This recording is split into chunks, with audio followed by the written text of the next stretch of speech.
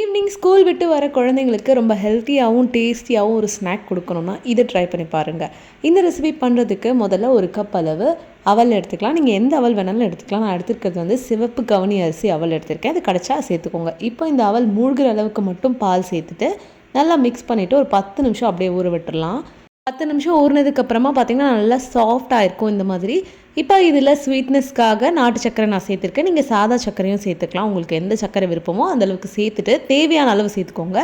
சேர்த்துட்டு இப்போ இதில் துருவின தேங்காய், இதுவும் ஆப்ஷனல் தான். பட் தேங்காய் சேர்த்தோன்னா ரொம்ப ஹெல்த்தியாகவும் இருக்கும், டேஸ்ட்டும் நல்லா என்ஹான்ஸ் பண்ணி கொடுக்கும். இப்போ எல்லாத்தையும் மிக்ஸ் பண்ணிவிட்டு எடுத்து சர்வ் பண்ண வேண்டியதான். ரொம்ப ரொம்ப சிம்பிளாகவும் இருக்கும், ஃபில்லிங்கான ஒரு ரெசிபி இது.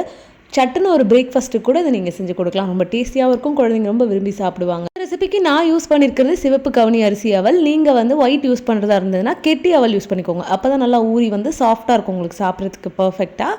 அவ்வளோதான். இந்த மாதிரி ரொம்ப ஈஸி அண்ட் டேஸ்டியான ரெசிபீஸ்க்கு மறக்காமல் நம்ம பேஜை ஃபாலோ பண்ணிக்கோங்க. தேங்க்யூ ஃபார் வாட்சிங்.